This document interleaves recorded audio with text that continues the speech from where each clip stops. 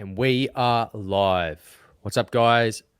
Welcome back to the 16th installment of the Finish Line Formula podcast, where we give you the ingredients to not only get you to the start line, but also to the finish, because we all love finishing. Anyway, we're here with the Noosa Marathon Boys. Let's get into it.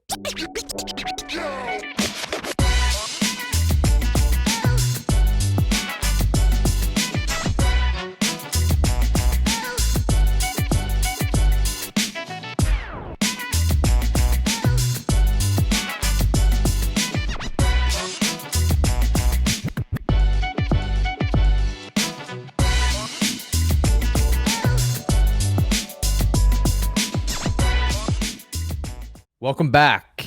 Week 15. We've just wrapped up. We've all done our long runs this morning. Now we're heading into a taper. Anyway, podcast availability, YouTube, Spotify, and Apple Podcast. Find us there. Find the links to all those on our social medias, Finish Line Formula on Instagram, TikTok, etc., etc. My name is Nick. Welcome to the show. We're just going to go around, and if you don't know who we are, if this is the first episode you're listening to, welcome. Anyway, take it away, boys. Yo, my name is Sean, also known as Glad to be Oh, my days. Oh, my days. Beautiful. Sean finally gets a mute for himself. He gets a bleep out. Louis' first words are going to be like... No, my name's Sean, and I'm here with special guest Louis, who's hopefully fast asleep for this whole intro. Shout out, Louis. My name is William, also known as Big Willie. Moving on to the next person. My name's Cameron. I feel bad because we always finish on Cam, but he's actually the number one star at the moment. That's disgusting, mate.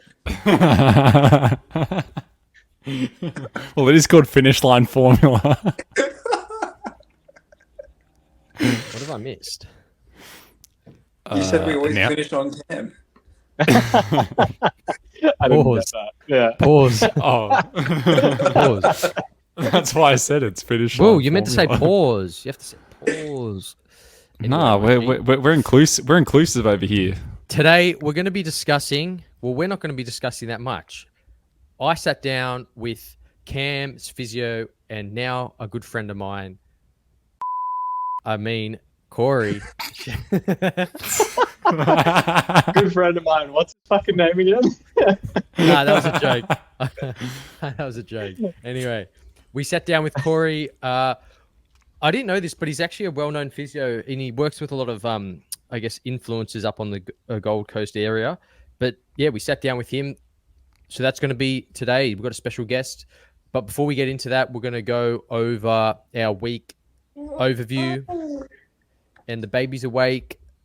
Anyway, NMB, Will, I think you're taking the overview for the Noosa Marathon Boys. Let's go. For sure. So we had our race last Sunday. So because of that, we had a rest on Monday. And then Tuesday was our first run of the week, which was a recovery run, 11 kilometers with strides in there. The second one on the Wednesday was a speed session. So 16 kilometers total. Within that, 5 times 1,200 meters at 5 kilometer pace. Then we had Thursday, rest day, Friday, 18 kilometer long run. And then yesterday, Saturday, was a recovery run of 6 kilometers. And then a long run today, 32 kilometers all up. And yeah, we'll pass over to Cam to see what he's doing. Yeah, well, this was my first week back in it. As you guys would have seen, I had a few runs last week, as well as the half mara that I took pretty easy. So this week, Tuesday was a recovery 8K, same as Wednesday. Then on Friday, I had a long 10K. Saturday, I had a recovery 6K. And then today, I had 2 hours on the legs, which I was aiming, if I felt okay, I was aiming for like a 5:40, 5:30, ended up getting around a 5:10, 5:15. So all in all, pretty happy with the efforts this week.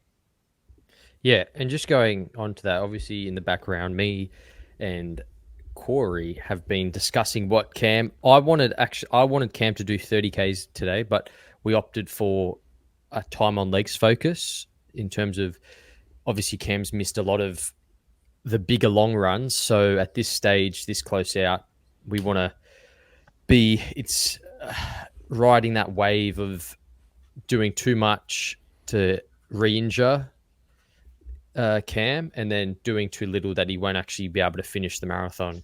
So focus today was time on legs, which was good to see him finishing the 2 hours. I guess early in the week we did back-to-back runs just to test out his hip to see if it would recover day after day, which it seemed to do so. And then obviously he's been able to complete 5 runs this week. So we'll do like we'll increase a little bit next week, but nothing too crazy because all the others are going to a taper. We're not. And Cam still needs to, I guess, get through this little hump of, is he going to relapse and re-injure himself, or, which he's not, but it is a possibility with all these things, or is he going to put his head down and, I guess, get through the last little bit of training? So it'll be good to see what Cam gets up to. I'm saying this like I'm not the one writing his program. So, yeah, we've just been working. To see what happens next. Yeah, you got a 32K run tomorrow, mate. I will say I've had, like, waking up in the mornings and kind of going to sleep at night, I have had like a little bit of hip pain, especially on Wednesday afternoon. I was feeling pretty not great. But what I found is I don't know if I mentioned this on the podcast, but I did a running lesson with Corey, which is the guest that's going to play after this. And he kind of gave me a few pointers on, I guess, a lot of the beginner mistakes that a lot of you out there will be making, which is heel striking, cadence was off, a lot of these minor adjustments that I didn't really know how to adjust myself.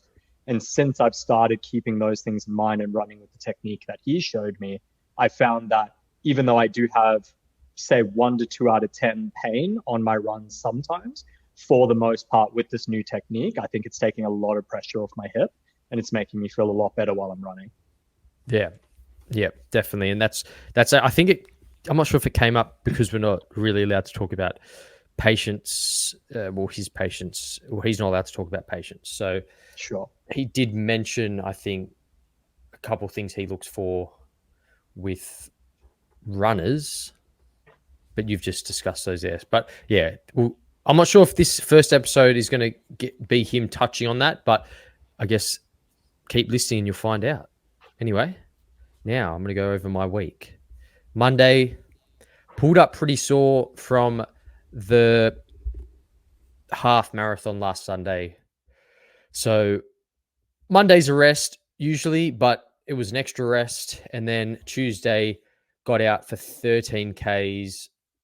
That was just a little trot.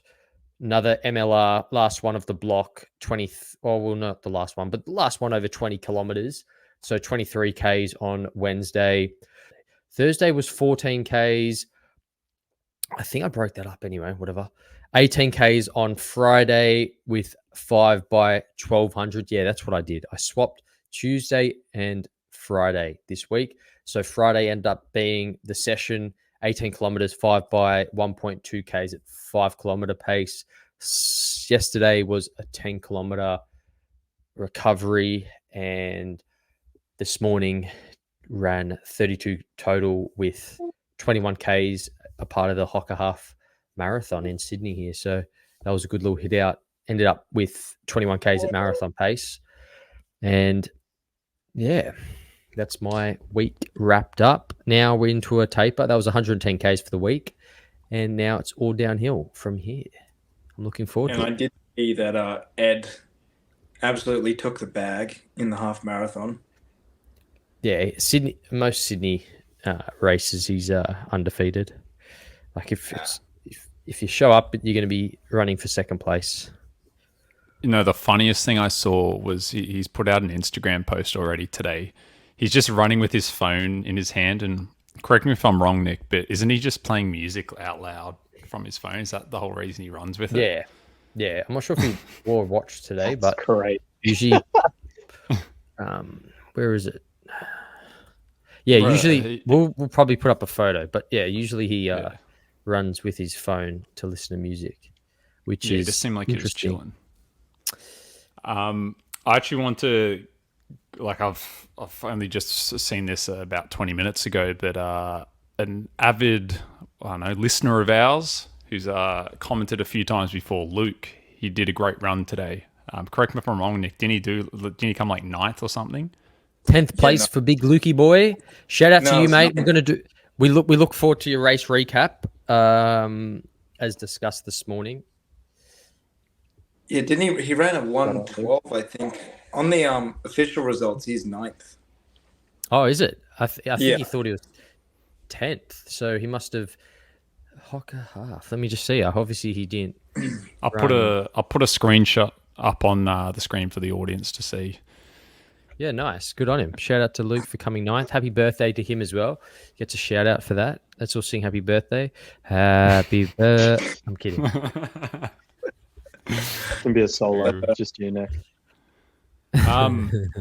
Just as you're doing that, Nick, I want to ask you how was the actual energy, or for lack of a better term, the vibe of the Hocker half? I was thinking next year that I might actually do the Hocker half, Sydney to Surf, probably not the Sydney Marathon, but yeah, just those two events. But yeah, what was the energy like of the event compared to last week up in the Gold Coast?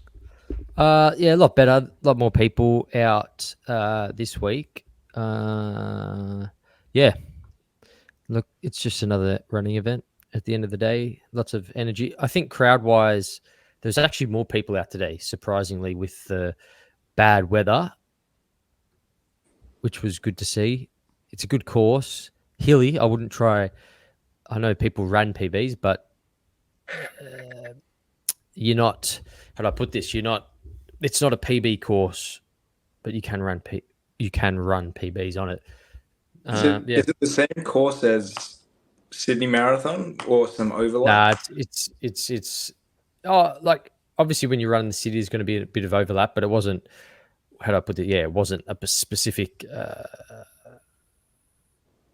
It wasn't the Sydney Marathon course. Some you obviously overlap a little bit, but each course is a bit different. Otherwise, it would just be a bit boring, and people wouldn't want to sign up. Is Sydney I think it's hilly, crazy. like Sydney full hilly?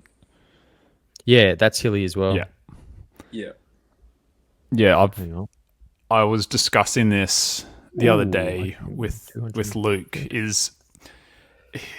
I'm not going to say exactly what the number is, but I've readjusted my goal for the Noosa Marathon. But the thing is, he's like, oh, even if you don't hit it there, you'll be sweet for the Sydney Marathon. But Wow, I know how hilly the Sydney Marathon is, and so because of that, I'm not too. I know I'm kind of looking at the Noosa as really my only shot that's at this. amazing. So yeah, I know. What is I've the just time? kind of. How come you don't Fine. share the time?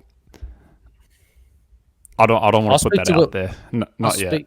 I'll speak that. But- I'll speak to Will after this. But I think he thinks he's going to run a time. I think it's I don't think he's going to run it, but I'll put it I'm getting. at the same time though. The part of the reason I'm not sharing is because it's delusional, but it's in a healthy level of delusion. And the fact that I ran past Nick on the half marathon, he was telling me to slow down at a certain point, yet I felt like I was chilling. Hey, I know it's called finish line formula, but I'd rather get to the 32K mark and completely conk out having tried to reach this goal than to get to the end in 3 hours and 20 minutes and be like, oh yeah, I did it. Because I know with full confidence, other than an injury, I'm easily going to be able to do it in 3 hours 20. That's why I've set myself a pretty ridiculous goal, but we'll see what happens. Yeah, you're so going for sub 3. No comment. That's exactly what I was thinking. I think let's just. Gee, I wonder what it is. Gee, No, whiz. I'm going for 252. I'm beating Nick. Yeah, you won't even be able to hold that pace for 10Ks. Anyway, I don't even think I could hold it for 3. Anyway, I think you have to understand 21Ks is a lot different to 42. And I learned that on my first marathon. I thought I was doing everything right. One, my volume was a lot bigger than Will's. Two, I was running my actual sessions at a marathon pace I wanted to. And I still finished in 3:06. So, look, I think if Will wants to go hard or whatever, the fastest he'll be able to do it, I reckon 3:05. But look, if Will wants to go sub 3 or if he wants to go sub 250, I'm not here to tell him. He's his own sovereign individual. 2:45. Let's do it, boys. Let's do go. think that. Nick I Bear. think sub 3 would be the very limit of Will's current ability. Like, I think if anyone was going to do it first time, you definitely have a baseline fitness level that would put it as your absolute limit, but it's hard to say with the 42 distance. Why I say 3:05 is because Will will get to, let's say Will's going out at sub 3. He'll get to 28 Ks and realize he's actually completely f***ed himself and will have to slow down. That's why I reckon if he's thinking sub 3, then yeah, that's probably where he'll. The thing is, at that point, you could slow down to literally chill pace. It doesn't work like that. Nah, it doesn't. Well, it doesn't work like that. But that's the beautiful thing about a marathon. You'll get to experience this on race day. That's it. We'll see who was right. The thing is, it's something where I'm not sitting here being, I guess, ignorant and I guess I'm not being arrogant about it. I'm very aware that what the challenge is extremely, extremely difficult. Everything has to go right that day for it to occur. But the approach I'm taking is I would rather have tried and fail it and come very, very close to it than not have tried at all. So that's sure. where my head's so at. I've just had a look. Is that what's happening? Are we taking bets? Is that what's happening? Yeah. So I've just had a look. There was 15,000 runners there this morning, which is amazing. Jeez. That's huge. That's like that. That's massive. I don't Pause. Nice. And to put that in good perspective, one, I was coming past the 18 kilometer mark, and some people hadn't even started yet. Jesus. Wow. So I'd run basically an hour and 10 minutes. Oh no, hour 5, and people still hadn't gone through the start line yet. So that's why some people had like gun times that were an hour and a half faster than their gate time. Yeah, that's usually why. Gun time means when the elites start. You want to look at net. Yeah. I think kind of similar to where Will is at with Noosa. I think for me, I want to see 3:09 something. That is the very limit of what I think is my ability right now.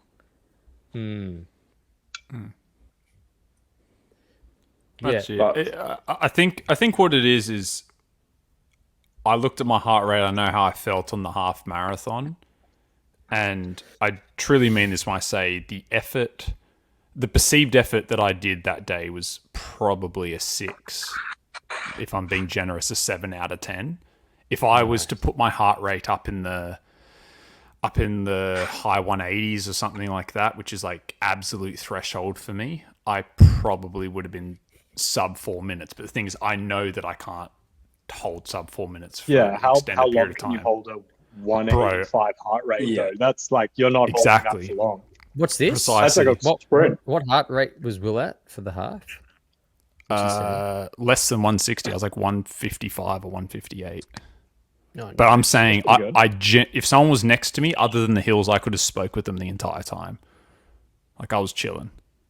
And so, there's a couple things I'm aware of that are going to be concerns, such as my right hamstring, where it connects up to the glute. I feel a bit of weakness there because that started to get a bit of issues in the last like 2-3 Ks. But hey, like I keep reverting back to, I've taken some time to consider this, and if you had have asked me even 3 weeks or 2 weeks ago if what this new goal is, if I would have considered it, I would have laughed in someone's face. Well, I mean, you got to go for something that motivates you at the end of the day. Yeah. I Sean's hit the nail on the head. I do think sub 3 is your limit. If you had the perfect day, I do think you could do sub 3, but I physically don't think you can. There's none of us have run a marathon, so we don't really know what the past 32 Ks is going to feel like or look like. I physically don't think Will's muscles have the, what do you call it, the endurance to last 42 Ks. That's what I'm saying, like he'll get to 40, that's what I'm saying, he'll get to 40 Ks or 30 Ks or 32 Ks or 35 Ks, and then the legs will just the actual muscle will just stop working, cramps, blah, blah, blah, walk, run. But that's what I mean. If you want a race where you're not stopping, you could go out at 3:10 and then push down to 3:05, like 3 hour, 5 minute. My thought process is, already the original goal was 3 hours 30. I know then that as an absolute fallback, I could just go run the Sydney Marathon, put in a 6 out of 10 effort, and at that stage break a 3 hour 30. Whereas Noosa is like, it's a flat track or flat circuit. So if something's going to happen, it's going to be at that race. And I don't intend to be running marathons next year. So it's kind of like the one shot that I have at it. So I'd rather go for it than not. But anyway, I don't we've really rambled like for too much time. But anyway, you're right. I don't really like the skinny marathon look. It's not for me. Anyway, question. Before we move on, so between Noosa and Sydney is 16 weeks. If I was to look at trying to get a like a ticket swap or buy someone's ticket for Gold Coast, which is in July, is that too much marathoning in a 16-week window? Not really. Like, I'm doing Sydney. You couldn't race them properly, if that's what you're asking. Okay. You couldn't race. Like, I'm doing the double on Gold Coast, but I'm jogging the marathon. I can have 2 weeks off. And then I've got enough fitness and muscle endurance that I can back up in Sydney, and I'm not running Sydney hard either. Yeah. Okay, that's fair. I might look at like Gold Coast 10K or something, because I want to get an official sub 40:10. Yeah, for sure. That's a good idea. I've tried looking. Even that one's sold out. The 10K, because I was thinking the same thing. Was the 10K sold out? I'll have to buy someone's ticket. Yeah. The alternative, you could still join me for the City to Surf. I know you probably don't want to, but that's a hilly course. Anyway, it's the fun of it. Now we're going to get into this week's topic, special edition. We've finally got a physio. We've been able to lock one down. Without further ado, let's go to the episode with Corey. Welcome to a special episode. I'm joined here finally with a physio. We've got Corey here. We're up on the Gold Coast. How you doing, man? Good. I'm good.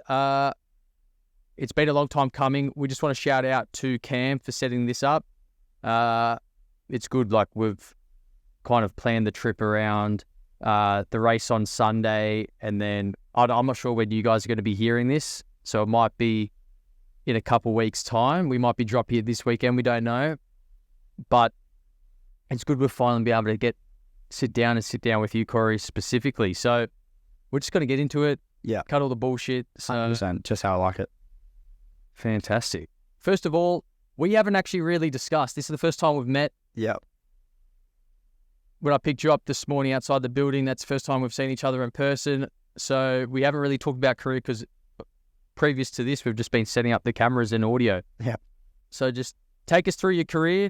I'm not sure if you want to start with why you wanted to become a physio take it wherever you want. I know you've been asked this question a million times. Yeah, so- almost every time I meet someone new at this day and age, which is, I mean, it's a fair enough question and I love it. So, I mean, just first and foremost, I'm still a new grad physio, so I've only been out for a year. But yeah, why do I want to become a physio? I think most people fall into wanting to be a physio because they've like been around either sports or something growing up like that, and they always align themselves with a physio that either helped them through an injury or whatever that looked like. And don't get me wrong, I had great experiences growing up in sport myself in that sort of regard, but I've always found myself wanting to, I suppose, be of service in any way, shape or form that I can. And physio is a great outlet and a great way that you can obviously do that through your work. And the incentive isn't just monetary, it's obviously a lot more than that as well, which is awesome. So there's no, I suppose, like clear, this is why I wanted to be a physio, this is why I became a physio. The one thing I know though is that probably from about the age of 13 or 14, I was like well set on, physios for me. That is early on. And it's one of those things, right? You speak to so many people and they go, oh yeah, I went to uni and didn't know what I wanted, and then I dropped out, or I took a gap year, and then I found my feet and I did this and I did that, and most people are sort of in that boat, which is fair enough. But yeah, I feel like I'm one of the very few that actually just sort of was like, yeah, physio is what I want to do, and nothing's sort of going to get in my way to be one, which is pretty cool. That's different from what I guess most people, like, from what I took from that is you didn't go down, a lot of people, like you're saying, fall into it, but the way I know people fall into it is they're doing a sports science degree, and you might be able to, maybe you did this, and they then go, what's the next step? I need some sort of job prospect. They might do exercise physiology, and they go, I might as well just work a bit harder. Down that physio route. So I'm not sure, is that what you did, or did you go straight into? I did, but I suppose my story is a little bit different, and of course, because we've not met, this will be fresh to your ears as well. But I actually made the decision it's taken me back a while now, but I think around grade 11, late grade 10, grade 11, that I wanted to move overseas to study. So growing up, I've always played football, soccer, but always played football. And that was like my bread and butter growing up. And I thought, you know what, we're going to go overseas and test myself across the ocean. So decided I'd move over to the United States to go play over there. And then, of course, at the same time with the college system and university, you can obviously study at the same time, do all that sort of cool stuff. So I got the true version of like the American Pie story. Like I got to go to college and enjoy the fun life, but also obviously put myself towards things academically and on the field as well. So yeah, at the end of that, I came away with 2 degrees. I was over there for 3.5 years. I did a Bachelor of Exercise Science and a Bachelor of Psychology. And then the plan actually for me was to move over there full time. I was like, yep, something about America caught my eye. I was like, I'm committed. This is a great place to live. Everywhere has, I mean, pros and cons. Don't get me wrong, Australia's the same. But I was like, yeah, I'm committed to moving to this country. I'd applied for all my visas, done all that sort of stuff, had a job lined up, had plans to go into what I've now obviously studied as a doctor of physiotherapy, but plans to do all that sort of stuff in the States, and then got the phone call from mum and dad saying that COVID was a thing. Because funnily enough, in the States, no one knew what was happening. No one knew what it was. It was just considered like chicken pox over there, like very early doors. And parents are like, hey, this is actually kind of serious. Qantas, Virgin, all those airlines are cancelling flights. We don't know if you're ever going to get back in the country for X amount of time. Yeah. And for them, obviously being parents, their first concern was like, let's get our boy Should have home. not taken the phone call. Right? It's like, let's get our boy home. Completely different story we'd be talking about today. And yeah, I was the only one, like friends, family, you name it, that was like, nah, guys, I'm set on living over here. Like nothing's slowing me down. But it's just one of those things. You have those conversations, and push comes to shove, and I was like, okay, I'll come home, but I'm gonna have to figure out what the hell I'm doing, because my whole life just did a whole 180 at the drop of a dime, and within 6 days I was on a flight home. but yeah, got home. Whereabouts were you? Sorry for jumping in. Whereabouts were you staying? Where were you? So I was in Kansas City, Missouri. Yeah, that was where my university was, and I'd planned to stay there with my work and go to the University of Missouri to study my doctorate of physio. And how all the universities have like you got the Hawkeye. Oh, what was our mascot? Yeah. We were the Vikings. Okay, I think I know. Yeah, military Vikings. Yeah, we were the Vikings. Another physio up here on the Gold Coast, Tiber, he also went there, which is crazy. And Instagram brought us together. We didn't go there at the same time or anything, but just through friends of friends and physios knowing physios, we were like, oh yeah, we both went to the same uni. How crazy. Yeah, of course. Very different stories, but at the end, we still got to the same result of obviously being a physio and doing what we do. But yeah, came home and then, yeah, here I was sort of a little bit lost and a little bit out of shape and didn't know what to do. Through a friend of a friend, figured out that they offered a physiotherapy degree at Bond University here on the Gold Coast, and then did the application, which was due that weekend. But like timing couldn't have like fallen at a better way. And then put my applications in, got accepted. Then 2 years later, which was last June, graduated as a doctor of physiotherapy, which is congratulations. Thank you. It's still surreal. To the audience out there, you're probably thinking, why are we going into the details of Corey's his background? And I think we need to strip back and go, what's the point of this episode? We want to give you guys someone like who's a runner, because that's the whole point of this podcast, is taking newbie runners through a marathon block. And one, understanding who the person that is giving you information, it builds credibility and trust. So that's what this is. And it's also, if you don't like the guy, you can turn off the episode. If you don't like me, you can turn off the episode. The other thing is, the whole point of this episode is to establish two things with you going forward. And that's the first, and this is for the audience. The first is being understanding the purpose and role of a physio and where it can play into your life, either as a runner or just everyday life. And then two, I guess the nitty gritty of running specifics and where physiotherapists tie into that. So I guess it was probably should have given that at the start, but we might be able to cut this to the start. Who knows, whatever, he'll work it out at the end. So we've gone through all that. I wanted just one more thing. If you can just touch on if you've done any, like, I know you're a runner. Yeah. These guys don't know you're a runner. So what about... What's my running resume? Oh, God. Doesn't have to be too extensive, but...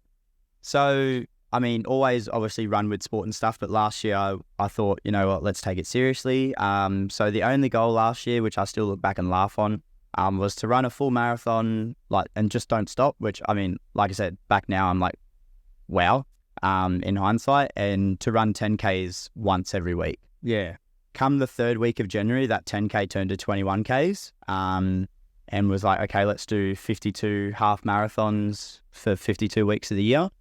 And then that full marathon turned into the GC double, so the half marathon on the Saturday and the full marathon on the Sunday. So you've done that. I've done that. I need to do that Done that. And then, yeah, I mean, on top of that, I did, so last year for November, they did the More Than a Run event, so the 10K, the 30K, and the 60K. Yeah. I was the idiot that decided to do all three. So I backed up 3 days in a row, did 10, 30, and then 60. Was that up here? Yeah. So that was on the Gold Coast. Where do they do that? So it was based out of Miami, roughly. Yeah. But I was the only one doing the 60K run, so it was just me riding solo. Oh, what? Yeah.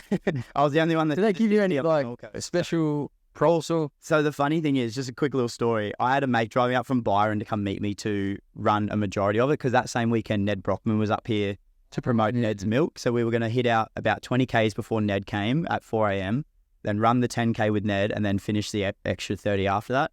I woke up at 11:50 and went back to sleep at 11:58. Somehow within 8 minutes I've fallen asleep, didn't miss my alarm, all that sort of stuff, and was supposed to be running at 1 a.m, didn't get out of the house till 2 a.m, so that slowed everything down. So by the time I had mapped it out to finish my 60, by the time the Movember stuff was sort of happening, I was still at 48Ks. So I had another 12 to go, and everyone's sort of doing all the Movember stuff. I was like, oh, well, you committed to it. You're grinding. So yeah, I did pretty much, I think it ended up being 2.5 laps of the Gold Coast Esplanade, pretty much from Burleigh all the way to the Spit. I was going to say, you Back could to have, Burleigh and back. I reckon you can go Coolangatta up to, is it Labrador? Or Yeah, like, what you do they get around sort of that way, and it'd probably be about 40 or 30 on the from dot. Coolangatta? Because Gold Coast Marathon is Southport down to Burleigh, back past, Yeah, and then to my Maroon. thought process was, let's try and do as many, I suppose, loops close to home, because if anything does happen, one, I'm by myself, so I've got to call someone to pick me up. So you didn't have people jump in? So not until the last 8K did I have someone who had called me while I was mid-run and was like, hey, are you still running? I was like, yeah. And she's like, well, I'm on a bike. Yeah. Do you want me to just come along? I've got some snakes and stuff. I said, Sure. I mean, you're more than welcome, absolutely. She got me a little bit of water and stuff like that. But yeah, for pretty much about, just over 50 Ks, I was pretty much riding solo, and I only walked maybe, I think, 300-400 meters of that, because I put a little Instagram story up, and then I was like, screw this, let's keep going. Fair But enough. yeah, that was torture. Commit to the grind. Yeah, and then got a few more things coming up this year, but yeah, it's exciting. Well, I'm not sure if you want to share that now. Otherwise, we can get into We'll dive into that later on. into the general physio chit chat we've got here. So Yeah. the first point I said was giving the audience a background, because a lot of people, and even myself included, I go to a physio, I see a physio, I kind of know when to see a physio because of my past experience as an athlete. Yep. But the people out there probably don't know this. And the first thing I wanted to discuss is any myths about physios that you might have heard being in the industry, whether that's bad experiences, or take that however you want. Like, is there any myths that you want to kind of off the bat just... The biggest one that I love, and I know it's, for most people, it's lighthearted and it's jovial and it's a bit of humor, but the biggest thing I always hear is that physios are just like a massage therapist. Yeah. You see a physio to get a massage, and that's sort of the only thing they do, and that's sort of their purpose in I suppose the workforce is to just relieve tension in someone's leg or lower back or whatever that might be. Go see a massage. And that's sort of all they do. Yeah. By definition, I mean, every university might be a little bit different, but from what I've learned and what I believe in is physios are what we call movement specialists. Yeah. So not only understanding what's included in terms of like anatomy and physiology in the body, and I suppose the breakdown of just the basics and the foundations of what makes a human. Yeah. But then sort of implementing that into how can we go from point A to point B in the way of movement. So whether that's at a real basic level, let's go post-stroke, learning how to stand again.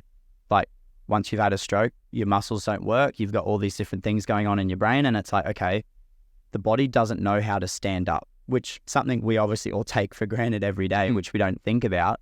But once you're in that position, it's like, well, someone's got to teach you how to do this. That's what a physio does. Yeah. And then you can go even deeper, and you look at cardiorespiratory physios. So when you come in and you've got a cough that you can't, I suppose, budge, or you've got certain, I suppose, illnesses and diseases where you need to look at O2 therapy and all those sort of things, the one that makes that call in line with obviously doctors and support staff like nurses are the physios. The physios make sure that you can stay mobile and you can walk around your house safely, but you're not going to go out of breath, because we know exactly where your lungs and heart are sort of working in line with each other. There's so much that goes into physio that's like well above massaging. Is that, obviously you just talked about the general population side of things. We call it in like exercise sport science, Gen Pop, and that's if you're in hospital and you see a physio, that's like considered Gen Pop. That's how I understand it. Yeah. But then most people who would be listening to this would be thinking physio as a sports physio to see injuries that you obtain via participating in athletics. Whereas physiotherapy is a much broader area of the what do you call it, allied health space. That's kind of what you just went into there, because even I didn't know about the respiratory component. And I've touched on maybe 5% of what jobs are available. Which is it's crazy.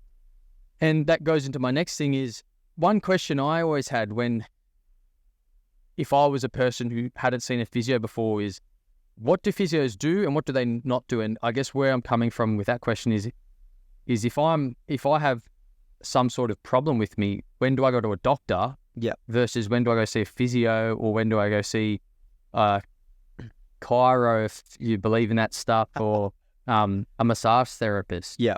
Well, first thing for anyone obviously listening is that physios, at least in Australia, what we call first contact practitioners. So you can walk in off the street. You don't need a referral. Some places like the US and things like that, you need a referral to see a physio. So you need to see a GP first anyway. Yeah. But physios are all first contact practitioners. So you can just walk in off the street if you bumped your toe on the side of the curb and for whatever reason you can't walk anymore, and you just happen to have done it outside a physio clinic, you can walk straight in. So that's fine. Yeah. In terms of, I suppose, when to see a physio and what the right time is, it's a tricky question because everyone obviously, it comes down to your understanding what a physio can do for you, right? If you're well equipped and you understand that physios aren't just a massage therapist, obviously that opens up the spectrum of when you can see them. I suppose my general rule of thumb is the big things, so general wellness, fatigue, burnout, let's go in that sort of realm, sickness, sniffly nose, all those types of things, GP always first. When it's general, what you'd call, I suppose, health and well-being as a total, go see the GP first. If it's anything like ENT, ears, nose, throat, like quiggly stomach, whatever that looks like, GP always. Yeah. Most people, when I suppose we would branch it under like aches and pains, physio would almost be protocol number one, in my opinion. But like I said, most people don't know that they can just see a physio. Anything sports related, physio, chiro, any of those sort of other heads of department, they're the ones that you would obviously want to see as well. And I suppose the big thing is, it's not a question, I suppose, to people when you go, when not to see a physio, but there will be, with any healthcare professional, so there should be, a line of, I suppose, like subjective questioning and testing and stuff before you even get any, I suppose, physical assessment done. Yeah. It sort of rules in whether or not a physio is right for you to see. So if you've got low back pain and we talk about, I suppose we look at a few different questions here and there, and it's like, okay, this is quite serious. You should go to the hospital. When there's neck and shoulder related pain and you go, I've had loss of vision, or I feel quite nauseous, and all those sort of things. The first protocol for a physio is like, well, maybe there's something quite serious happening here and it's a little bit out of my scope of practice. Let's go to the next step further, whether it's ED or a referral to the hospital, whatever that looks like. But it's just like knowing your role in that sort of space and knowing, I suppose, when to refer on. Like if someone's got heart pain and it potentially like a heart attack or whatever, you're not going to need a physio for that. They're just going to send you straight to ED. Yeah. And these obviously were like worst case, because I'm thinking the way I use a physio is it related to my muscles? Is it related to my bones? For sure. That's how I kind of play it. Yep. Like if I've a head cold, I'm not thinking, let's go to the physio. He's going to massage my temples. I'm going to feel a lot better after this. So I like the way I use it, and then take this with a grain of salt. He's obviously just giving you the answer of when to use a physio, but like it kind of goes, is it muscle? Is it bone? Like you're saying, is aches, pains? That's when I would go, okay, let's book in a physio. 100%. Which goes into the next question. How do you go about finding a physio? You can plug where you work if you want to give a shout out. I'm happy to do that. But if you're someone in another state who can't have access to you, how do you go about finding a good physio for, I guess we'll talk about, because it's running specific and sports specific, how do you find a good sports specific physio? Because I know everyone's calling themselves sports physios these days, and I wouldn't say it's getting saturated, but you can kind of get lost in the sauce 100% about finding who's right for you. So if you want to give us the secrets of the trade. And I've got, I suppose, a little bit of experience in this space as well, coming up through sport. For anyone who I suppose is looking for, let's go with sports specific first, right? Yeah. For a sports specific physio, what I found is a really good tip is to actually look for a sports doctor first. So whether that's Google search, word of mouth, GP, like referral, anything like that, look for a sports doctor. So I know there's a few here on the coast that are based like in Varsity Lakes that work with like the Titans and the Gold Coast Suns and like the big professional level elite of the elite. Yeah. And then you speak to the clinics there and then you get their referral. because there's nothing, I suppose, more important or within reason up on the, I suppose, the higher end of importance when seeing a physio is trust. Trust will always come number one. And we'll dive in, I suppose, a little bit further into that with some other stuff we're going to chat about. But at the end of the day, if you don't trust your physio, whether they give you 2 exercises, 20 exercises, no exercises, rest, this, whatever, if you don't trust them, you're not going to do it. And most people will hand on heart admit they've seen a physio and more often than not done what the physio has said. And when you question them, and it's been done in research, all the data's out there for people to see, most of the time it comes down to trust and honesty. And they go, look, the physio seemed like he knew what he was doing, but he didn't seem like he knew enough for me to trust him. And then if you obviously have the referral, and it doesn't have to be the big dog physios anywhere, Gold Coast, Sydney, you name it, but if you have the referral, I suppose, from someone who is working in that space, like a sports doctor or a well-established GP or something, I suppose someone in that sort of space, then you're getting a referral from someone that's credible just as much as, I don't know, your friend from a local run club or someone that they see. And I suppose that's a hard thing for me to say as well as a newbie in the field. I work here on the Gold Coast. I work mobile services, so at home and I suppose in anyone else's home wherever they need. I have a bit of a studio set up as well, but it's pretty much all mobile based at the minute. I think that provides a service of comfort to people. A lot of people don't like actually going to a clinic. So I see that as a way to sort of dive into the market with my business and go, well, let's treat people at home. That's where they feel comfort. And that's also where they're going to feel, I suppose, most likely to trust you in that sort of space as well. Definitely a strong referral is the way. Every GP, I suppose, has a trusty physio that they usually refer to and go through that sort of route. Google reviews are, in my opinion, never going to give you the be-all and end-all. Most people that do a Google review that I know, friends and family of those that go to the clinic. I mean, I'm never going to tell my mum that she's bad at her marketing job, even if she might be. Yeah. She's my mother. Why would I do that? Yeah, of course. So most people in that sort of space are not going to, I suppose, do that in terms of a Google review. So it's a really tricky space to work in.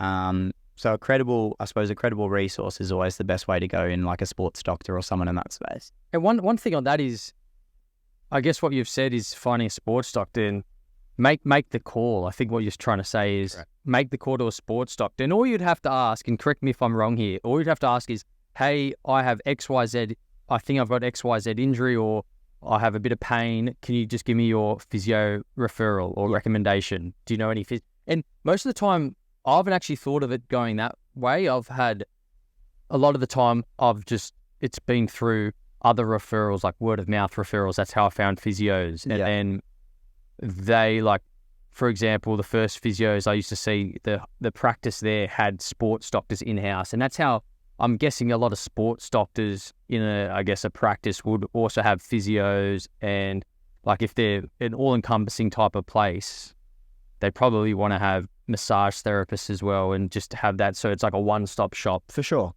But that's a good point that you've go to the top first and then work your way back sort of thing. Because I know I've gone from physios and then they've referred me to sports doctors. Yeah. Whereas I haven't thought to go sports doctors and find a physio. Yeah. Because at that point, you'll be getting the cream of the crop. You'll be getting that. Or at least the option. Yeah. And then if let's say you go to a sports doctor and they go, oh, see this physio so-and-so. You speak to that physio and let's assume they're unavailable or they just don't work in that space because some physios are quite specific. Or let's go to the most common one is that they cost too much because they are highly credible and the best of the best. Well, then you've just got the next target to go, well, if I can't see you, who's a physio you would recommend? Every physio I know knows another 50 to 100 physios, either from who they've studied with, who studied below them, who studied above them, and then people that they've seen, and then people that they've obviously been recommended to and from as well. Yeah. Every physio knows almost every other physio around, at least here on the Gold Coast. It's a small world. So if you go to the top and for whatever reason that doesn't fit the bill for you, we'll go second to the top. And it doesn't mean they're any worse of a physio. They might just be like myself, new in the game, so you can't charge as much, or you just got a different way of approaching a problem, or whatever that looks like, or you just don't work with elite clientele because you're just not an elite physio yet. You're just not known in that space. That would be what I would do. And you just sort of, like you said, work top to bottom and go through, because at the end of the day, you might have someone, I suppose, like myself in your friend group that obviously knows these people. Yeah. But not everyone will be, and not everyone will have that access. And that they might just go, oh yeah, my local physio next to the fish and chip shop down here seems pretty good. He might be. There's no word to say he's not, but at least if you start at the top, there's more of, I suppose, a guarantee that you're going to find someone that's as suitable or most suitable for what you're chasing. Yeah, that's really good to hear, because I'm of the understanding is whatever the price is, I'll pay it. And that it's great how well this is flowed, because the next question is physio is one of those expenses that some people might not go, I want to spend this. Like, they might be living with a niggle. Yeah. They might be living with something that is a 2, 3 out of 10 and they can get by, but they're like, oh, I can't be bothered seeing a physio because it's going to cost me X, Y, Z. Yep. And with physios being, I think they're worth the money if you, and that probably goes back to that point you were making, if a physio gives you exercises and you go away and do the exercise, I almost find that it will take care of itself. Whereas a lot of gripes I've heard from physios dealing with patients is that they don't do the exercises, and the whole massage stigma comes in, that they say, oh, come back next week. They're not saying to come back next week because they want to take your money. Well, there might be a bit of that, but it's like, come back next week because I know you're not going to do the exercises, and it's the only way to keep you accountable. So maybe that will dispel some sort of rumors out there with that, which goes to my question. How do you get the most out of your, besides obviously what I've just said is do the exercises, how can you get the most out of your appointments? You've got 45 minutes, maybe if it's a first consult, it'll be an hour, but what should you go in there with in terms of details of what you're feeling, or what that looks like? It's a little bit different, like we said, if it's someone off the street or someone who's planned to see you, but let's assume they've planned to see you. They've hurt themselves, they go, all right, we'll see the physio on Friday, that's my day off work. Whatever that looks like. The way I do it, and the way I suppose that other physios that I've learned under that have their own practice and that they work in a clinical space as opposed to like a hospital or whatever like that, is they try and get as much information in any way, shape or form they can before they even see you walk through the door. So whether that's a previous medical history form and sick. Oh, that's sick. That's sick. I forgot that was flying over. I didn't know it was. That's very cool. The fighter gel. Yeah, that's hectic. But when you talk about, I suppose, costs and those sort of things, and how you can get the bang for the buck out of your appointment is trying to get the most out of the patient before they even walk through the door. So if you're a patient, that would be giving as much information. 100%. And I suppose when you're in a bigger clinic and they can obviously phone in and they talk to reception, everywhere I've been, the receptionist will be like, obviously, what do you need? Why are you seeing a physio? But it's, I suppose, partially the receptionist job as well to sort of dig deeper as much as they can, to be like, instead of telling me your knee hurts, what type of pain, whereabouts does that knee hurt? As much as they can. They've obviously got a job and admin and all the other rest that they've got to do, but try and just spend, I suppose, 2 or 3 extra minutes than they usually would just to get as much detail as they can. And if they can't, then obviously the physio takes that on board as soon as they can, straight away. Yeah. From the moment you walk through the door, as much as you need patient details, name, consent, all that other, I suppose, legality-based stuff, it's like, okay, I don't need to know how your day is. I don't need, let's get into the nitty-gritty as quickly as we can. And if it's effective, or I suppose in a way is effective in terms of, all right, you hurt yourself this morning, tell me about your morning, then fair enough. Yeah. But I suppose the struggle is that a lot of physios, and it's going to sound horrible, but a lot of physios just let clients continue on and on and on and on and on about, I suppose, details that aren't that important. Yeah. And at the end of the day, you've kind of almost got to remind the client in the right way. You're here to see me. If you needed to just chat about your day, that's fine. But you're here to see me. I want to make sure that I see you. Let's get to the nitty gritty and let's try and get that information out. But I'll be honest, man, a first assessment, unless it's something super basic on the nothing's really going on, or the opposite in terms of the extreme of, oh yeah, we can tell straight away you've torn your ACL. Do the Thompson's test. You've torn the Achilles. Is that the correct one? The in-between phase, the squeeze test, yeah. The in-between phase, it takes a little bit of time to understand a patient, because not everyone is what you'd call like a great historian in how to explain pain. So you need to sort of help them through that process. Or location, like someone can say their knee hurts, but where are you actually feeling that pain? And then dive deeper, and then try and do as much as you can, I suppose, not multitasking, but try and be prepared to go, okay, if this is what they're telling me, this is exactly what we're going to jump into. And that's, I suppose, where the information from reception comes in, because if you already have a rough idea that we've got hip pain, this and that, you already know in your head, all right, here's the 4 or 5 diagnostic tests I'm going to be looking at straight away before patient even opens their mouth. And you have that as a rough, I suppose, plan already. And one thing from a patient's point of view is sometimes you get sent like a questionnaire prior. Like, I think what Corey is saying here is take the time to fill that out. The other thing I like to do is, well, if you, let's say this is Monday, you booked the appointment for Friday and you're going to be exercising in that time, I always like to write notes of like specifics, because it's always fresh in your mind. Let's say you've gone for a run and you feel that same pain. Yes, as soon as you finish that run, put in the note, like your notes, okay, left knee was sore on the inside. I couldn't actually touch the pain, but felt a bit deeper, sort of thing. Like you could probably come up with that. Probably minimizes. Well, that cuts out so many things already within reason. And that's what I mean is, like, be a bit proactive. I think what I'm saying is get the most out of your appointment. Be a bit proactive leading into the appointments of what you think it might be. Because I've also found, I've personally done this, is going to a physio appointment, I completely forget what the pain feels like, because you're not in that moment of... Yeah, you're not feeling it right now. Yeah. Unless it's like a broken XYZ, a broken toe, you can't really go, oh, it's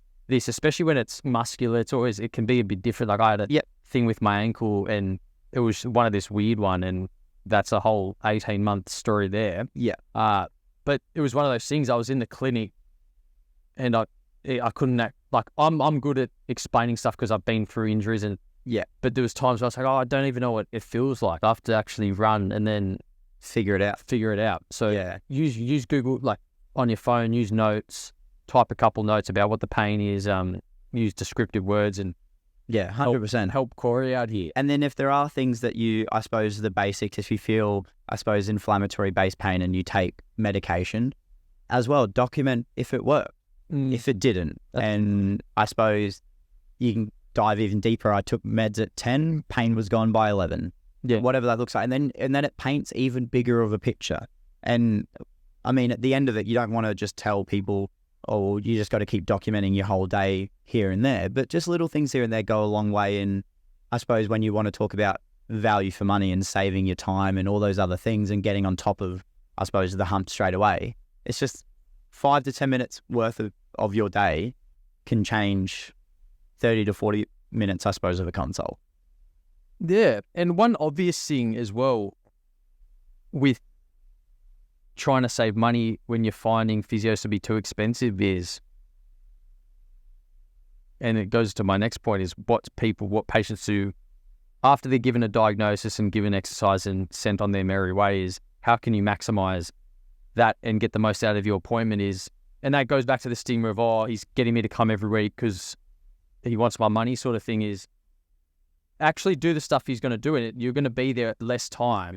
Like, that's my understanding, is if you do more of what the physio is giving you, you're going to be required to see the physio less because it's going to sort the problem. Most physios that I know, and maybe I only know the good bunches, they don't want to keep you there. They don't want to keep you around. There's a whole bunch of people that want to come in and see physios, and especially the good ones, you've almost got to wait a couple of weeks to see them. Is they've got a whole bunch of patients waiting to see them, and you're showing up every week taking their spot because you're not doing the work, and then you're complaining about them being too expensive. Yeah, it's funny. It's one of the only jobs I know where the goal is to work less. Yeah. Like the goal is to not be treating the same you know what I mean? Treating the same patient over and over. The goal is to not see them as often. You just want to do it with more people so you can help more people. But the goal is to, if you come in and see me, the goal is to see you as little as possible as I can to maximize your results as much as possible. And at the end of the day, that requires client or patient buy-in. And like I said, it always goes back to that foundation of trust. Like if you don't trust your physio, more often than not, straight away, dollar value, all those other, I suppose, 5% type level factors all come in. But at the end of the day, that big one at the end of the day is trust. And if that's not there, you already lost 50% of your motivation to do what you need to do. Yeah, exactly. Yeah. And we've talked about obviously going away and doing the work. Is there any other thing you see patients not do post-diagnosis and post-first consult, or even the second and third, that they should be doing? It's a tricky one to say what they don't do. I mean, general rule of thumb, and this is going to sound silly, but it really is that basic, is let's say you hurt your knee or your hip or whatever, and there are certain movements that aggravate it. Don't do what aggravates it. Yeah. Like pretty basic rule. Like if it feels good, stick to what feels good. Yeah. And this is very short term type period of time. If it feels good, stick to what feels good. If it hurts, don't do what makes it hurt. Yeah. And that's job related, all those other things. And people look at it and they go, oh, well, I've got to work for the rest of the week. I've got 3 days left. That's great. If this is an extreme case, but if worse comes to worse and something significant happens and then you're out for 30 days, you look at your 3 days of income versus your 30 days worth of income and you go, well, was it really worth it? Tough to know. Yeah. And sick days are there for a reason. Yeah, 100%. Use them while you got them. But not funny. My favorite one, I suppose, that you get all the time, and it doesn't matter how often you say it, you can't stop it, is people coming in and not necessarily telling you what's wrong, but already almost self-diagnosed ahead of time. And I'm not one to sit here and be like, don't be inquisitive, take the time, look at those sort of things, but don't, I suppose, paint the picture internally already and be like, oh, I've done my ACL. This is the end, without actually having that, I suppose, assessment and that knowledge on what that looks like. Because ACL is probably the worst example, but there's so many differential diagnoses out there for what could be going on. And you look at the standard, like the ITBs and all those sort of things, and you go, is it really that? Potentially not. And I suppose it just takes a little bit of time to figure that out, as opposed to, all right, let's just diagnose this because, I don't know, Mayo Clinic online said that this is cool, and Healthline Plus said that this is what my symptoms are, so this is what's going on. Right. Absolutely. Shoot. Yeah, just a quick one. It's in reference to exactly what you're just talking there. So when before I was diagnosed with the ITB stuff, I looked up my symptoms online. Yep. And pretty much all of it was pointing towards ITB. I had the intent of, I guess, trying to simplify it and going, hey, I think it might be this because all my symptoms match exactly that. Yep. Are you saying that basically it would be better that I go in with a list of what my symptoms are, let them do the diagnosis rather than me kind of trying to simplify? Yeah, more often than not. And like I said, there's no problem with people being inquisitive and wanting to self-search in that sort of space. But I mean, any experienced physio beyond my years as well would be able to tell you that there's clinical patterns that we notice, whether you're a runner, volleyball player, whatever that looks like, and there's research to support it. There's evidence-based practice in place to support why these signs and symptoms are what they are. But all it takes is for, I suppose, a few different injuries and problems out there, is you can have 6 out of the 8 signs and symptoms, but it's the one out of the other 2 that denotes a complete different injury. Because I mean, you'll know as well, if you've got an oozy stomach, sore head, sniffly nose, okay, you've just got a standard cold. Well, then we had COVID. They were all the same signs and symptoms. Completely different way of treating it. Completely different outbreak, right? Very similar on paper, but all it takes is one specific test that we obviously researched and had evidence to support that this is COVID versus this is the standard cold and flu. to denote, okay, you've got COVID. This is how we treat COVID. And it's the same in physio, obviously different spectrum, but the same thing is that all we've got to find is the one thing that rules it in or the one thing that rules it out and goes, okay, it might not be this injury. So this is our new list. Once we look at that list, we go tick, okay, maybe not that either. Let's look at this list. We do this test. Okay, potentially not that. And it gives us 2 or 3 options that we might be looking at, and one will stand out above all else. And we go, this is the likely diagnosis. Because without MRI, CT, all those sort of things, at the end of the day, I don't have X-ray vision. I'm not Superman. I can't see inside your knee. Most physios base everything off evidence and research and supportive data and clinical experience and clinical patterns to go, this is 99% the diagnosis, but at the end of the day, that's just the way it rolls. Yeah. That makes sense? Does that clear it up? Yeah, cool. Well, Will's trying to get the... Oh, nice, super. Oh, okay. Thanks for that question, Will. Little fun question from the audience. What I got here is distinguishing between niggles and injuries, and niggles can be injuries, but from your perspective, a lot of people go, oh, I've got a little niggle here. I know I use it. I've got, like, the way I see niggles is like you're running day to day and you got like a bit of soreness, but it doesn't get anything worse. Like you can run on it, it subsides, doesn't really get any worse. But then to me, an injury is when it's like, it's constantly there. You notice it, it's painful. And that's when I would go, okay, I've got to go see a physio. Is that, I guess it's not a scientific term, but yeah, it definitely is not. But relatively, my I suppose my opinion and my perspective is quite the same.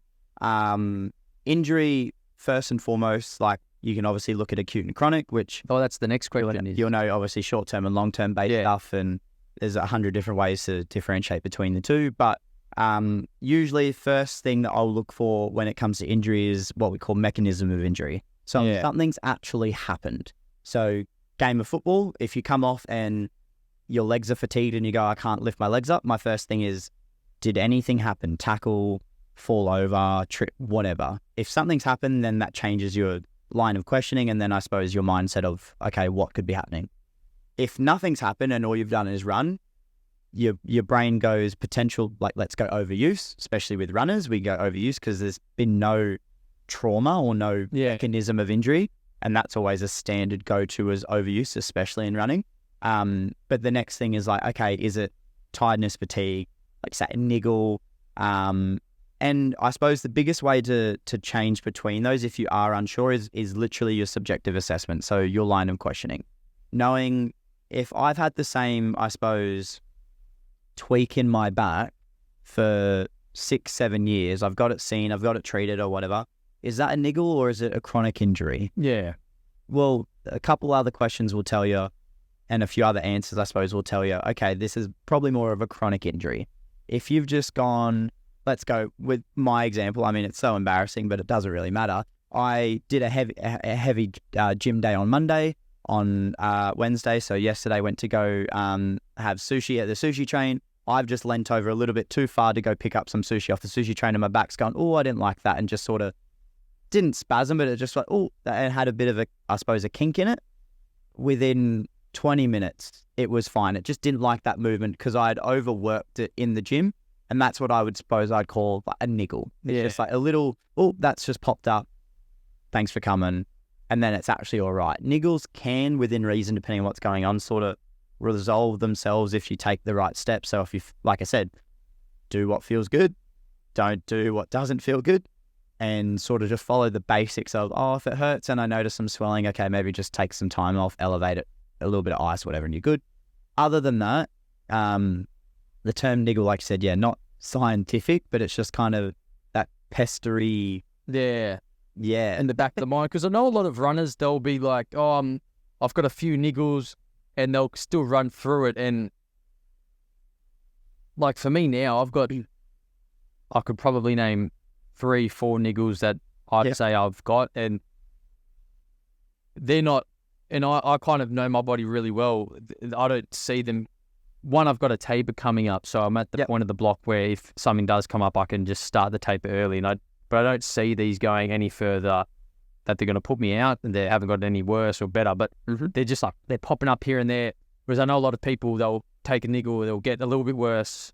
Oh, okay, no, it will get better. And they'll just keep pushing, just especially if they're in a training block as well. If they're training for something specific, they'll continue to push, and then it'll eventuate to, unfortunately, some injury. Significant. And that can put them out for a longer time. So with that spectrum, when would you say to make the call of booking a physio? Is it better to be, as soon as you feel a niggle, call your physio, we're going to go do a check-in? I know a lot of athletes have almost weekly checkups with physios, just because if you're at a sporting organisation, they've got physios on tap you can talk to whenever you're at training. But I know when I was doing my sport, we had physios every week, and even if we didn't need anything, sometimes it ended up just being a massage. Yeah, but if there was nothing, but for sure, would have check-ins. At what point for the guys out here that are starting running? At what point on that spectrum would you go, okay, yes, I should be booking into an appointment? Yeah. Based off my experience, almost everyone I've worked with has come in later than they have to. Yeah.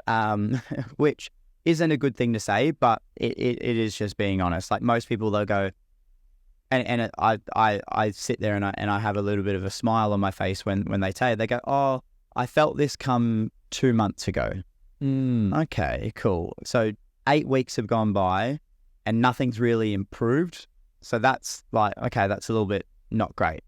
Now there's no, like I said, because it's not scientific, there's no evidence, but I suppose for me, I'd say if it lasts or lingers more than a few days and it's the same repetitive, like intensity, irritability, and severity are I suppose the main 3 things I look for. So let's go generic. Let's go knee pain. If I'm getting the same knee pain when I wake up and then it sort of lingers throughout the day and then it goes away when I'm at work and then comes back again at night, and that happens for 2 or 3 days, okay, something's going on, make the call. If it's something where you go for run and every time you do a speed session, let's go once a week, let's assume you do a track session once a week and your hamstrings pull up quite tight after that. Well, I mean, you're doing speed work, your hamstrings are expected to be working a little bit harder, that's fine. But if that, I suppose, hamstring pain lingers on until the next session and you're still feeling a little bit of tightness and stuff in that sort of space, well, then you go, okay, has something significant happened here? Yeah. Or is my 4 or 5 days in between speed sessions still too heavy and too much load and work and all the rest of it to go, I'm not giving myself the right, I suppose, time to heal and letting the niggle turn into an injury because I'm not sort of treating it as a significant niggle. Yeah, it's a very tricky tightrope to work with. Yeah, it is. It's I was going to say, it's tough. It's what we call the grey zone. As an S&C coach, anytime I hear that, it's probably they're not strong enough. Yeah. So they're not able to handle the load, especially if I've had personally I've had hammy stuff during this block, like even in the last couple of weeks, and it was obviously peaky, and I think I had a speed session, but it was just getting a bit tweaky and it didn't get any worse and it's kind of subsided. I did some prehab stuff. Yeah. That's a term that's thrown out there a lot as well. So I did a bit of that type of stuff and it's kind of gone away now. And that's what I'm saying. I've had that. If it had lingered a bit longer, I would have made the call, but that's what my body's it's Superman at the moment. Yeah. So if you call it like a clinical pearl, I suppose, in that sort of space for people who are listening that go, when is the right time? The moment you consider not feeling 100% and going, maybe I should, straight away. Yeah. It shouldn't be a maybe I should, but I won't. It should be a maybe I should and I should, and then do it. And making the call doesn't cost you this and it doesn't charge you anything. Inquiring doesn't give you that. And then at least you've got, I suppose, a port of reference if tomorrow goes from I should to I will. But at least you've already taken that first step, because the hardest part for most people in any sort of anything, but it's just that first step of, all right, awareness, take action. Yeah. And just as soon as you have any doubt that goes, oh, maybe this isn't great, and it doesn't have to be a big doubt. It can just be like, oh, this doesn't feel the same as it did yesterday. Maybe consider, okay, like you said, be proactive, track that, take a little note and be like, okay, this is how I felt Tuesday morning at 9 a.m. See how I feel Tuesday afternoon. If it hasn't progressed any more, let's see Wednesday, 24 hours, nothing's improved. Maybe I should start looking into that space and inquiring. Yeah. And big picture for people that are listening there, for example, let's say you're listening to this and you're going through a marathon block. Big picture is you getting to the start line and actually running that event is missing a couple days training and going to see a physio going to actually set you back that much. Or worst case, you get put out for a month. So you've lost, I think you were talking about the 3 days to 30 days in terms of pay. Yeah. But in terms of people listening to this podcast, so they might be more on that performance side of things. Yeah. Losing 30 days in a marathon block is far more detrimental to your overall performance come race day than 3 days. 100%. Like 3 days, like you don't lose. Yeah, I'm trying to think. Cardiovascular, I don't think you lose after 7 days of not training, 2 weeks. General guide is 10 days. 10 days, you start to see a little bit of depletion in cardio fitness. I was trying to think which one it was. Like one of them is 2 weeks, one of them is like, so that's 10 to 14 days is when you start to notice, I suppose, like you said, those CV depletions and stuff. But yeah, it's very interesting, I suppose, in the way that you look at it and you go, 3 days out of, let's go on minimal. Anyone want ice cream? We got the old Mr. Whippy around here.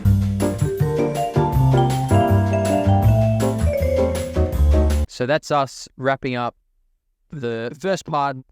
Here, the Corey just got over the basics of what a physio is, when to see a physio, injuries. So hopefully you enjoyed that. We're going to leave Corey's stuff down in the description if you just want to plug your stuff now as well. Yeah, cool. So for anyone who wants to find me, the best way is through Instagram, funnily enough. That's the world we live in at the minute.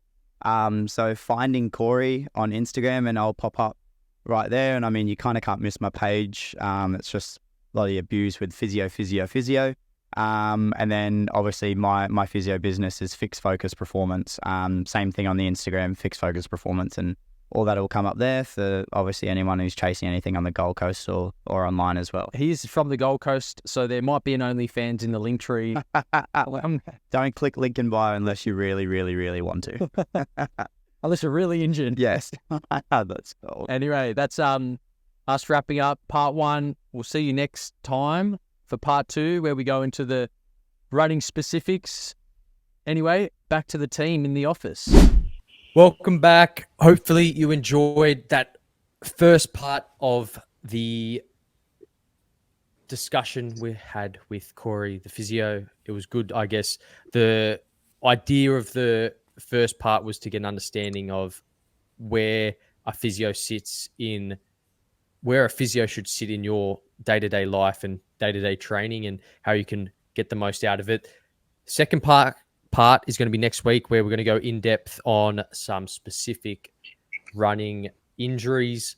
Anyway, we've got that to look forward to next week. We've overshot the mark. I know it's probably one of our longest episodes, but full of gems. So where to find us? Finish Line Formula on Instagram, TikTok. What else do we have? Our individual socials are in the description below. Don't forget to subscribe and review the podcasts. And if you have a friend that would find the episode with Corey valuable, share it with them, because our podcast seems to be growing, and usually that's through just word of mouth. So thank you for joining us today. From me and the other Noosa Marathon Boys, that is us wrapped up. Thank you. Bye.